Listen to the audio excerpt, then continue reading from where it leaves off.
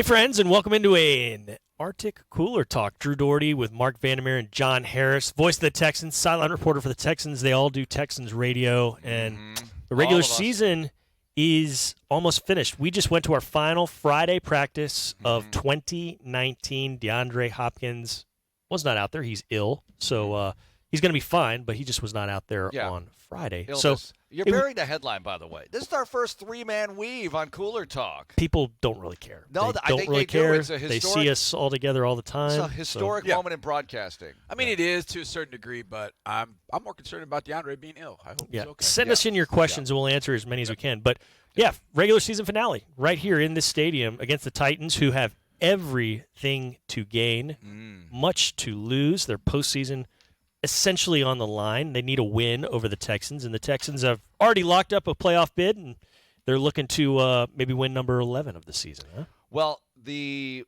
Titans, if they lose, can still get in, right? If There's Pittsburgh a way, yes. loses, and if Mercury is in retrograde, there are various ways they can get in. Actually, I'm more describing the Oakland Raiders' way of getting in. Yeah, that's their way of getting in. They need several planets to realign for them to get in. But, it is a huge game with the Titans, and you beat them 2 weeks ago, so it's a weird dynamic. You know, that game is so fresh in our minds. And you ended a 4-game win streak of the Titans, and then you went on the road again the next week and ended a 4-game win streak for the Bucs. So we will answer those questions, and this is a great one. It's the one that's on everyone's mind. Yes. Vic on Facebook has this.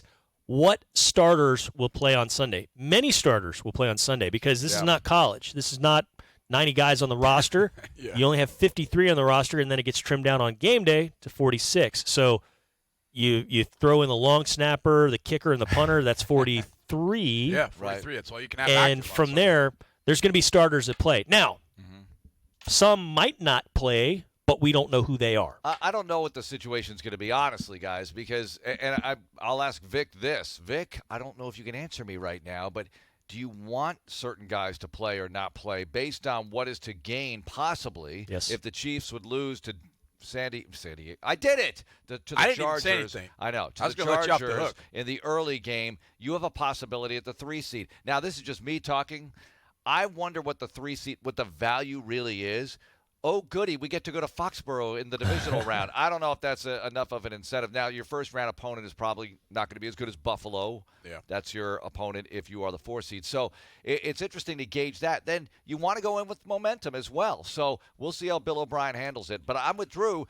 If you're banged up to the point where you're just going to gut it out, if it were a playoff game, I don't think you would play in this game. I think injuries would keep you out of this one more so than a must-win playoff-type game. You can't get to a bye week. So the next best thing with this team in particular, I think, is just to be as healthy as you possibly can going into that playoff game. You're going to play Buffalo, a team you saw last year. You're going to play Pittsburgh, a team you haven't seen in a couple of years, but you're somewhat familiar with them. Not much has changed for them from a coaching perspective, so a lot of things they do the same. Or you're going to face Tennessee, who you faced already twice, and you're going to face Oakland, who you faced already once. So to me, the value of the 3 or the 4 seed, it's not a ton. There's not a ton. And then if you win that game, you go to Foxborough, you go to Baltimore. Oh, boy. Would you rather get punched in the face or in the chest? I mean, so. Yeah, but you can punch back. But above all that, who do you want to face with those guys? Or who do you want facing those teams up there? Do you want to go in with some guys that you haven't had to rely on all season long if someone were to get hurt? And I think that's the overriding thing. Absolutely. Health. Goyito on Facebook, our good friend Goyito, has a good one. How do you feel about the offensive line going into the playoffs? I'll answer it this way. Last year's team won 11 games. And I think we could all agree the offensive line was not where everyone wanted it to be. But still, they won 11 games. So what did the Texans do in the offseason? They attacked improving the offensive line. They spent 2 premium draft picks on Titus Howard in the first round and Max Sharping in the second round. Those 2 guys started and they played really well this year. And then you went out and made a blockbuster deal for Laramie Tunsil, and you got a really good receiver in Kenny Stills. And he's been probably the best left tackle in the game, one of the 2 or 3 best left tackles in the game. I feel much better about this offensive line. Pass protection as a whole is not just the offensive line, and it always needs to improve. But I feel markedly better about this offensive line than I did this time last year. Here's something that really hasn't been talked about. You mentioned it. You used his name. You invoked the name of Titus Howard. I think this offense has been impacted by his loss. Now, I think that Chris Clark and Rod Johnson have come in and done some good things. But I think Titus Howard's I don't want to say special player, but he's a special player. And he's not walking through that door. And unfortunately, he's not walking through that. You can say he's a special player because the Texans I think he is. were very high on him I before the think draft. he- I mean, there's a reason they took him. When they went out and they made a trade for Laramie Tunsil, I think what people wanted to do was look at that move in a vacuum and say, oh, you gave up 2 first-round picks for Laramie Tunsil. But what that allowed you to do was move Titus Howard to his I think, more natural position at right tackle, where he can be a fit, where he doesn't have the stress of being at left tackle as a rookie. He can move over to right tackle. That allowed you to keep sharpening at guard, which I think advances his development a little bit more. And then you can leave Zach Fulton at right guard, and it kind of solidified the line when it came together in week 3. You went, whoa, okay. Yeah. Now, that right tackle position, like I said, hasn't been bad.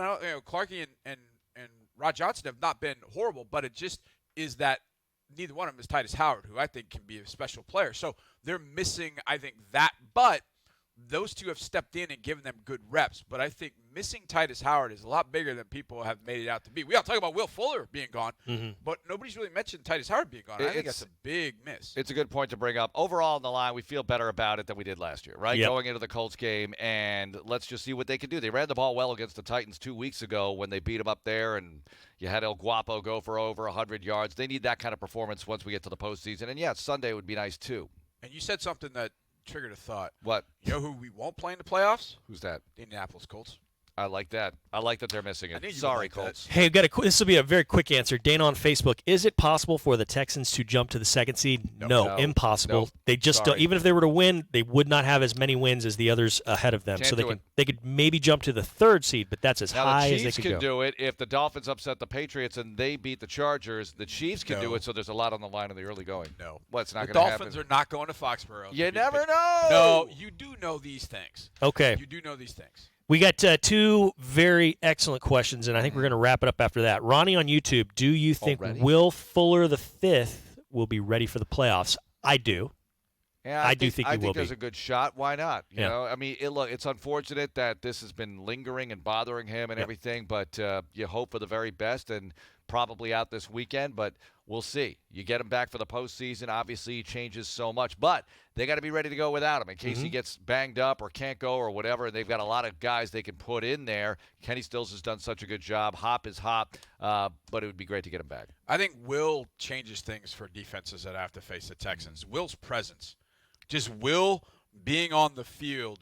You can't. Well, you're like, wow. If he's on the field, He loosens them up. He loosens them I up, gotta man. respect it. Yeah. How does it affect preparation? Let's say it's Buffalo, and they're thinking, "Oh, Will's Buffalo available." has to prepare for it. They got to prepare for it. Buffalo absolutely, without question, has to prepare for Will. So Fuller. he's playing They have to. Buffalo. He's playing. They have to. I mean, there's no doubt about that. They have to. Now, Buffalo's got a secondary that can probably handle it better than anybody. With Tre'Davious White and the 2 safeties they got, Micah Hyde. I hate that you said and that. Jordan Poyer. They've got a secondary that can maybe handle that, but they still have to prepare for it. And Buffalo's the one team I wouldn't want to face with kind of that blanket coverage where they feel like, hey, that's what the Ravens did. The Ravens didn't feel like they can't get vertical on us, so we'll just camp it all down. Well, if that happens with Buffalo, there'll be guys all day in the backfield because that's all they'll be concerned about. Will just change by his mere presence. He changes what a defense has to do and how it has to prepare. You know who else changes a defense? Say it. J.J. Watt, number 99. And Jeremiah on Facebook has a question that I'm sure about 100 more of you are asking, and justifiably so. You should be asking. This is a great question. Will J.J. Watt be ready to play in the playoffs? Again, like Will Fuller, I think yes. I think he's playing. I don't think there's any doubt about it. I don't think they would have done these things as far as leaving the roster spot open, letting him practice. I think he's going to play. How about barring a setback? Because Barring a he's setback, coming sure, back from this injury that keeps most people out for the season. So barring a setback in the process he's got to go through to ramp up to play in the playoff game, you would really hope that he'd be ready and not suffer any setback at all on the way to the starting line. Okay, so here's a question. Yeah. So, playoff game that Saturday or Sunday against Buffalo. Who gets announced, the offense or the defense? And if it's the defense, does 99 go last? Of course. Of course he goes last. Of course. I'm just making sure. But do you do the offense or the defense? I think the defense, yeah.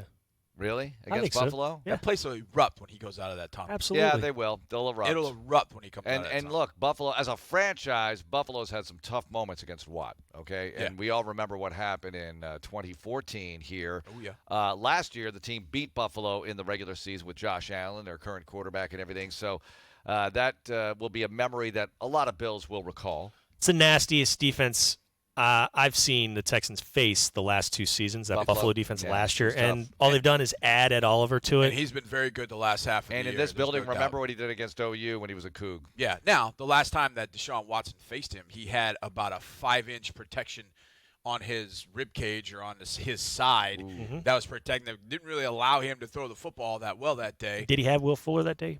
He did have Will Fuller because Will drew a long penalty. That's right. Late in the game that ended up leading to the game-tying field goal. And there was a big pick six at the end of the game that really helped the cause of the Texans. And Josh Allen was a rookie. Now he's getting a whole lot better. Look, it's going to be interesting if it turns out to be Buffalo. But forget about that. Titans and Texans on Sunday. Big game. I can't wait. We were talking about it on the walk back from practice.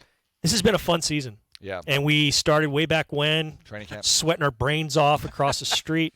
And now we're here. We've got meaningful football in January coming up. What a privilege it is to be in the postseason again and to cap off the regular season with Fan Appreciation Day. What time's kickoff again? Kickoff's at 3:25. 3:25. So don't get here at 7. The gates won't be open, and you're going to be waiting a long time. You could if you bring us coffee. No, don't do that. Kick it back a little bit. To do that. Sleep in. I'll be awake at 5:30 going, all right, I'm ready to go. Oh, wait, That's fine to wake up. Just don't be here until, But get in the stands. 10:30. Come enjoy this thing. Yes. Be loud. Obviously the Texans will play the playoff game at home the following week. Right, if you have tickets. But come on, get in the stands. The Texans will give away a Super Bowl trip, a Pro Bowl trip, and other trips and other things and many other giveaways, so take advantage. Bunch of people are going to win Fan Appreciation Day, and Simone Biles is coming out of the tunnel as the home field advantage captain. Hopefully she'll do some flips and stuff because we're head over heels for Simone Biles. She does that. She does a complete flip. That's what she does, man. She's She's a pro. So easily, no problem, That's man. just like us sitting here doing a 3-man weave on Cooler Talk. I would do a face plant. You're not Simone maybe Biles. The fans want to see that. I don't know. That's exactly right. Simone Biles can just flip her way all the way. I'd like to see her do 100 multiple. yards of flips. Oh, yeah, like floor exercise all stuff. the way down the tunnel. field. Come on, Simone. 100 yards of flips. Come on, do it. All right, John Harris, Marc Vandermeer, Happy New Year. Happy New Year to you guys, and thank you to Tyler Marcotte and Amanda Caffey for helping do all the behind-the-scenes work on this show. They did a good job as well. They're over to my left, our left, and we will see you again. Until then, go Texans.